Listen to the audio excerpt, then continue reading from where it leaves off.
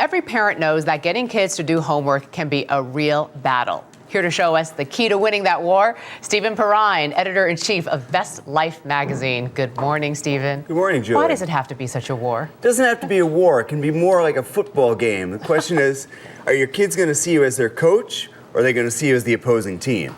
There you go. Okay. Now, we went out and about and asked random people what problems they face at home trying to get kids to do their homework.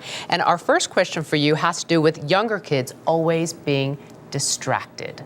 How do I get a 10-year-old to sit still and concentrate on his homework without getting distracted by the slightest noise or anything? Or what's the answer to that? How do you keep them focused? Well, the key is to create a distraction-free zone. It's a time and a place where there's no phone, there's no internet, there's no TV. This is just homework time. And how much time should be designated to homework time? You know, it could be when they're younger, half hour to an hour. Could be a little bit longer. The question is really you need to be in touch with their teachers. Find out what their teachers are saying about how much time they should be spending. Okay, let's go to our next question, and it has to deal with parents with high school aged kids.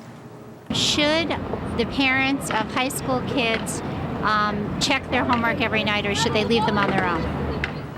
What's the answer to that? Well, I think checking from time to time is great, but remember, you're not trying to raise really good homework doers. You're trying to raise really responsible young people. So again, communicate with the teacher, see how they're doing, but you also have to give them enough rope. It teaches them that responsibility, and it teaches them that their actions have consequences. So quietly talk to the teacher. Don't let the kid know they're constantly being checked on? Well, listen, email is a great new tool for parents and teachers, and I don't think parents communicate enough using that tool. Okay. Our next question for you has to do with motivation. How on earth do you motivate them? Do you give incentives? Is that a good idea? Yeah, is that a good idea? Well, I don't think bribery is necessarily a good idea. You know, if you start out giving them 25 cents to do their homework when they're in elementary school, by the time they're high schoolers, you got to buy them a new car.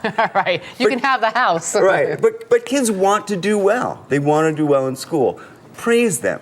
Point out specific things that they've done well. Hey, that math problem was hard. I'm really proud that you put in the effort. Or your description of the Civil War was really vivid. I really liked that essay. Okay, that's good advice and saves you money. Yeah, that's true. Also, all right, and the final question has to do with teaching style.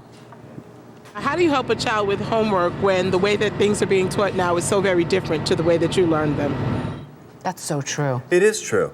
But here's the great news. You can let them be your teacher as well. Have them show you the ways that they're being taught. And it's a great opportunity for you both to learn about the school together. And it's a thought like maybe if you show interest in your child's homework, they're going to be more interested in it too? Sure, they're going to get enthusiastic. At the same time, you're also going to find that there's going to be negotiations, and you have to put yourself in your opponent's shoes from time to time, even if those shoes have pictures of Thomas the Tank on them. What do you mean negotiations? Well, you're negotiating over when homework is going to be done. Remember, in the end, the home isn't a democracy, it's a benign dictatorship, and you're in charge. Right, I was like, there is no negotiating. You're the decider. This is homework time, end of story. Right. All right, what's your feeling about kids doing a lot of research on the internet these days? Internet's a great tool. It's also a great distraction.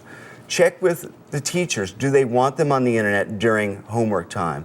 Also, check on their internet history. Are they spending that homework time on Disney.com? That's probably not where their research needs to be done. You never know. Might be a report on Miley Cyrus or something. It might well be the Hannah Montana book report. Book report, yeah. Stephen Perrine, thank you so much. Thank you. You're welcome.